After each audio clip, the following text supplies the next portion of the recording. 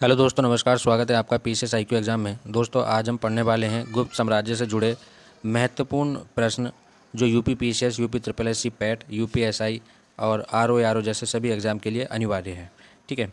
और दोस्तों, हम इस चैनल पर आपको जो दृष्टि आईएएस और ध्येय आईएएस, ठीक है, ध्येय आईएएस और दृष्टि दृष्टि आईएएस और जीएस वर्ड के सभी टेस्ट पेपर आपको जो है करा रहे हैं, सभी टेस्ट पेपर करा रहे हैं और इनका पीडीएफ भी आपको फ्री देंगे। ठीक है। जितने भी पीडीएफ हैं, चाहे वो ध्येय आईएएस के हो, जीएस वर्ल्ड के हो या दृष्टि आईएएस के हो, 2025 से संबंधित जितने भी अभी तक टेस्ट पेपर कराए हैं वो सारे टेस्ट पेपर आपको फ्री दिए जाएंगे। ठीक है। बस करना क्या है कि आपको चैनल को सब्सक्राइब करना है और वीडियो को लाइक और शेयर जरूर करना है। ठीक है। तो चलिए, आज हम बात करने वाले हैं गुप्त साम्राज्य से संबंधित प्रश्नों पर। तो इसके हम 25 एमसीक्यू कराएंगे, लेकिन उससे पहले मैं इनके गुप्त शासक का जितना भी कालक्रम है, जितने शासक हुए हैं, वो एक नज़र में आपको बता देता हूँ, जिससे कि प्रश्न करने में आपको सुविधा होगी। ठीक है। तो ये हम बात कर लेते हैं शासक और उनका काल या कालक्रम कौन था। देखिए, सबसे शुरू में आते हैं श्रीगुप्त, जो लगभग 240 से 280 ईस्वी पूर्व तक रहे और ये गुप्त वंश के संस्थापक थे। ठीक है। उसके बाद घटोत्कच लगभग 280 से 219 श्रीगुप्त के उत्तराधिकारी, मतलब जो श्रीगुप्त है जिसने गुप्त वंश की स्थापना की, उनके उत्तराधिकारी हुए घटोत्कच। ठीक है। उसके बाद बात कर लेते हैं चंद्रगुप्त प्रथम, ये 319 से 335, ठीक है, 335 ईस्वी तक रहे और ये वास्तविक संस्थापक माना जाता है। चंद्रगुप्त प्रथम को गुप्त साम्राज्य का वास्तविक संस्थापक माना जाता है। उसके बाद आए समुद्रगुप्त। तो समुद्रगुप्त का जो काल है, ठीक है, ये लो, ठीक है। अब उसके बाद जो बात करते हैं समुद्रगुप्त की, समुद्रगुप्त 335 से 375 ईस्वी तक रहे और प्रसिद्ध भारत का नेपोलियन, मतलब इनकी प्रसिद्धि क्या थी, इन्हें भारत का नेपोलियन कहते थे और इलाहाबाद स्तंभ लेख से जानकारी मिलती है। ठीक है। और दूसरे उसके बाद आए चंद्रगुप्त द्वितीय, जिसको हम विक्रमादित्य भी कहते हैं, और ये 375 से 415 ईस्वी तक रहे और चंद्रगुप्त द्वितीय का काल ही स्वर्ण युग कहलाता है। ठीक है। चंद्रगुप्त द्वितीय का काल स्वर्ण युग का प्रथम या प्रमुख शासक जो थे वो चंद्रगुप्त द्वितीय थे। उसके बाद कुमारगुप्त आते हैं, जो 415 से 455 ईस्वी तक रहते हैं और नालंदा विश्वविद्यालय की स्थापना की और हुणों से संघर्ष किया। बहुत पूछा जाता है। देखिए, सबसे इंपॉर्टेंट जो है इसमें यही है, कुमारगुप्त प्रथम जिसने नालंदा विश्वविद्यालय और हुणों के आक्रमण, ये सब इनसे क्वेश्चन पूछे जाते हैं। दूसरा है उनके बाद स्कंदगुप्त आए 455 से 467 ईस्वी तक। इन्होंने हुणों के आक्रमण का प्रतिकार और साम्राज्य को बचाया। ठीक है।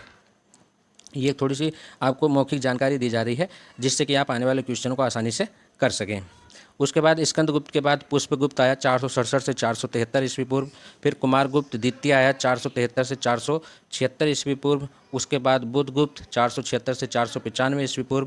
फिर उसके बाद नरसिंह, जो ये नरसिंह हैं, नरसिंह गुप्त, ये 495 से 530 ईस्वी पूर्व रहे। उसके बाद ये कुमारगुप्त तृतीय आ जाते हैं 530 से 540 ईस्वी पूर्व। ठीक है। और उसके बाद जो है हमारे पास नरसिंह गुप्त के बाद आते हैं कुमारगुप्त तृतीय, जो 530 से 540 ईस्वी पूर्व रहे। और उसके बाद सबसे लास्ट में आते हैं विष्णुगुप्त, जो 540 से 550 ईस्वी तक रहे और गुप्त साम्राज्य का अंत इन्हीं के समय हुआ। ठीक है। तो ये एक बेसिक जानकारी है, क्योंकि यूपी पीसीएस में क्रोनोलॉजी ज़्यादा पूछी जाती है। तो उसमें क्या होता है, कभी कभी कि गुप्त साम्राज्य के शासक दे देगा और आपसे पूछ लेगा कि ये कब किस किस समय ये शासक रहे, कौन पहले कौन बाद में रहा। ठीक है। तो उनका मैंने जो है सोचा कि आपको जो है एक पूरा एक साथ इसको करा दिया जाए। तो ये सारी ये पीडीएफ भी मैं आपको जो है टेलीग्राम चैनल पे पीसीएस को एग्जाम पर दे दूंगा। ठीक है। तो इनसे क्या है कि आपको एक आसानी हो जाएगी कि ज़्यादा ढूंढने की ज़रूरत नहीं पड़ेगी और ये सारे जो है आपके सारे जो जितने भी गुप्त शासक है वो एक जगह हो जाएंगे। ठीक है। चलिए, अब हम इनसे जुड़े हुए कुछ प्रश्न कर लेते हैं। चलिए, अब देखिए, पहला क्वेश्चन देख लेते हैं हम। पहला क्वेश्चन है कि गुप्त साम्राज्य का संस्थापक कौन था। ठीक है। गुप्त साम्राज्य का संस्थापक कौन था। तो इसमें पहला क्वेश्चन कौन, समुद्रगुप्त, चंद्रगुप्त प्रथम, स्कंदगुप्त या श्रीगुप्त। ठीक है। ये चार ऑप्शन है, आपको बताना है कि गुप्त साम्राज्य का संस्थापक कौन था। ठीक है। तो इसका राइट आंसर हो जाएगा ऑप्शन नंबर। ठीक है। इसमें क्या है कि गुप्त साम्राज्य पूछ रहा है, तो गुप्त साम्राज्य में श्रीगुप्त ने इसकी स्थापना की थी, लेकिन अगर हम वास्तविक संस्थापक की बात करें तो वो था चंद्रगुप्त प्रथम। ठीक है। तो इसका राइट आंसर हो जाएगा इसमें बी, कि चंद्रगुप्त प्रथम जो है गुप्त साम्राज्य के संस्थापक थे। दूसरा इंपॉर्टेंट सवाल है कि गुप्त शासकों ने किस संवत की शुरुआत की थी। तो गुप्त शासकों ने किस संवत की शुरुआत की थी, शक संवत, विक्रम संवत, गुप्त संवत या कलचुरी संवत। ठीक है। तो जाहिर सी बात है कि गुप्त शासकों ने गुप्त संवत की शुरुआत की थी और ये की थी 19 में। विक्रम संवत आपको याद होगा, कमेंट करके ही बताना है आपको, ये 57 ईस्वी था। और शक संवत ये 78 ईस्वी पूर्व कनिष्क के समय था। ठीक है, कनिष्क के समय। ठीक है, तो चलिए नेक्स्ट क्वेश्चन है हमारे पास। नेक्स्ट क्वेश्चन है क्वेश्चन नंबर 3 है हमारे पास कि जो चंद्रगुप्त प्रथम है, चंद्रगुप्त प्रथम ने किस लिच्छवी राजकुमारी से विवाह किया था? तो कुमार देवी, ठीक है, कुमार देवी, भव देवी, ध्रुव देवी या देवसेना। ठीक है, तो क्वेश्चन नंबर 3 का राइट आंसर क्या हो जाएगा कि चंद्रगुप्त प्रथम ने कुमार देवी, ठीक है, कुमार देवी से विवाह किया था। ठीक है, नेक्स्ट क्वेश्चन क्या है? क्वेश्चन नंबर 4 है कि गुप्त प्रशासन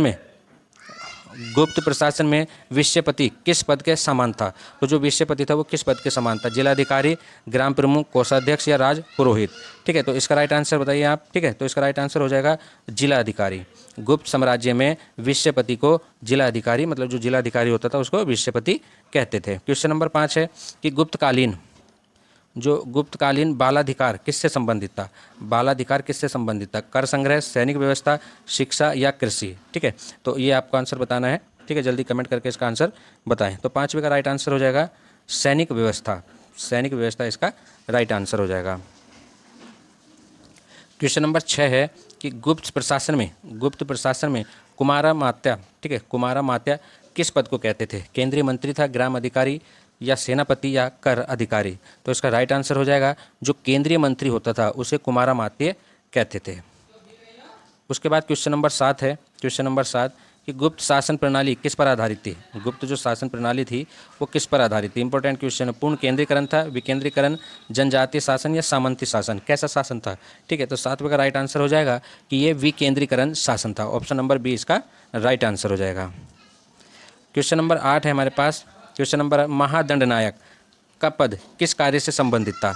तो ये कर संग्रह, ठीक है, किससे संबंधित था? कर संग्रह, न्याय प्रशासन, ग्राम शासन या शिक्षा? तो इसका राइट आंसर क्या हो जाएगा? न्याय प्रशासन से संबंधित था महादंड नायक का पद।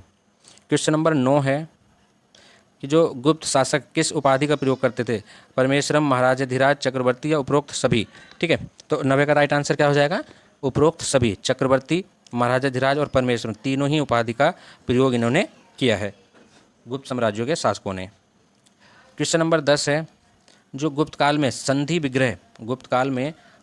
विग्रह किस विभाग का प्रमुख था? तो विदेश विभाग का या कृषि विभाग, कोष विभाग या न्याय विभाग? ठीक है, तो इसका राइट आंसर हो जाएगा जो विदेश विभाग होता था, विदेश मंत्रालय, वो संधि विग्रह कहलाता था। उसके बाद क्वेश्चन नंबर 11 है कि गुप्त प्रशासन में ग्राम का प्रमुख क्या कहलाता था? ग्रामिक, विस्पति, नगराध्यक्ष या उपरिक? तो इसका राइट आंसर हो जाएगा ग्रामिक कहते थे। ठीक है, और दोस्तों आपको जो है कमेंट करके ये भी बताना है कि कितने क्वेश्चन आप कर पा रहे हैं। ठीक है, और क्वेश्चन का लेवल कैसा है। चलिए 12वें क्वेश्चन है कि गुप्त काल में उपरिक किसे कहा जाता था? कर अधिकारी को, जिला प्रमुख को, ग्राम अधिकारी को या सैनिक अधिकारी को? तो 12 का राइट आंसर होगा कि जो जिला प्रमुख होता था उसे उपरिक कहते थे। क्वेश्चन नंबर 13 है कि जो गुप्त शासकों के शासन पद्धति किस ग्रंथ से प्रभावित थी? अर्थशास्त्र, मनुस्मृति, महाभारत, याज्ञवल्क्य स्मृति? तो 13 का राइट आंसर हो जाएगा अर्थशास्त्र से संबंधित थी। ठीक है, उसके बाद नेक्स्ट क्वेश्चन है कि गुप्त काल में अष्टप्रधान व्यवस्था किससे संबंधित थी? तो ये प्रशासन से, सेना से, न्याय से या शिक्षा से? तो इसका राइट आंसर हो जाएगा ए, प्रशासन। जो अष्टप्रधान जो थे वो चंद्रगुप्त द्वितीय के शासनकाल में थे। अष्टप्रधान मतलब 8 मंत्री थे। क्वेश्चन नंबर 15 है कि गुप्तकालीन महाप्रतिहार का कार्य क्या था? सैनिक प्रमुख, दरबार का प्रबंधक, कर संग्रह या न्याय प्रशासन? तो 15 का राइट आंसर हो जाएगा बी, दरबार का प्रबंधक। ठीक है, नेक्स्ट है क्वेश्चन नंबर 16 कि गुप्तकालीन सेना का प्रमुख आधार क्या था? हाथी, पैदल सेना, अश्वसेना या नौसेना? तो इसका राइट आंसर हो जाएगा अश्वसेना। गुप्तकालीन सेना का प्रमुख आधार अश्वसेना था। ठीक है, क्वेश्चन नंबर 17 है कि गुप्त प्रशासन में नगराध्यक्ष किस कार्य से संबंधित था? तो 17 का राइट आंसर हो जाएगा नगराध्यक्ष से तो नगर शासन से संबंधित ही होगा। ठीक है, 18वां क्वेश्चन है क्वेश्चन नंबर 18 कि गुप्त शासकों की मुद्रा प्रणाली किस धातु पर आधारित थी? तांबा, सोना, चांदी या मिश्र धातु? तो इसका राइट आंसर हो जाएगा सोना। ठीक है, ऑप्शन नंबर बी इसका राइट आंसर हो जाएगा। क्वेश्चन नंबर 19 है कि गुप्त काल में कर संग्रह मुख्य इकाई क्या थी? कर संग्रह की गुप्त काल में कर संग्रह की मुख्य इकाई क्या थी? ग्राम, नगर, विषयक या जनपद? तो इसका राइट आंसर हो जाएगा कर संग्रह कहाँ से करते थे? ज़्यादातर गांव से करते थे। ग्राम इसका राइट आंसर हो जाएगा। क्वेश्चन नंबर 20 है कि गुप्त शासन पद्धति को किस नाम से भी जाना जाता है? गुप्त शासन पद्धति जो है वो किस नाम से जाना जाता है? पूर्ण केंद्रीकृत, सैन्य तंत्र, या सामंती विकेंद्रीकृत, या गणराज्य? तो इसका राइट आंसर हो जाएगा, अभी ऊपर आया था एक क्वेश्चन था, तो इसका राइट आंसर हो जाएगा विकेंद्रीकृत, मतलब सामंती विकेंद्रीकृत पद्धति थी। क्वेश्चन नंबर 21 है, जो गुप्तकालीन अभ्यंतर पद किस कार्य से संबंधित था? तो 21 का राइट आंसर क्या हो जाएगा? ए, महल प्रबंधन। महल प्रबंधन से संबंधित था अभ्यंतर। ठीक है। क्वेश्चन नंबर 22 है, क्वेश्चन नंबर 22 की गुप्त प्रशासन में भोग किसे कहते थे? तो 22 का राइट आंसर क्या हो जाएगा? कर, भूमि इकाई, ग्राम सभा, या मंदिर अनुदान? ठीक है, तो इसका राइट आंसर हो जाएगा 22वें का बी। ठीक है, 22वें का बी। भूमि इकाई को क्या कहते थे? भोग कर कहते थे। नेक्स्ट है, जो गुप्तकालीन भृत्य किसे कहा जाता था? गुप्तकालीन भृत्य किसे कहा जाता था? ठीक है, तो ये इसका राइट आंसर हो जाएगा सैनिक, सेवक, किसान, या व्यापारी? तो राइट आंसर क्या हो जाएगा 23 का बी। जो सेवक होते थे उनको भृत्य कहा जाता था। नेक्स्ट है क्वेश्चन नंबर 24 कि गुप्त प्रशासन में राज्यसभा या राज्यसभा किसके मतलब कौन सा कार्य करती थी, या किस कार्य हेतु होती थी जो राज्यसभा है? तो इसका राइट आंसर हो जाएगा ए, प्रशासनिक निर्णय। जितने प्रशासनिक निर्णय हैं वो राज्यसभा लेती थी। ठीक है, और आज का हमारा अंतिम क्वेश्चन है क्वेश्चन नंबर 25 कि गुप्त काल में सामंत व्यवस्था का प्रारंभिक रूप किस रूप में देखा जाता है?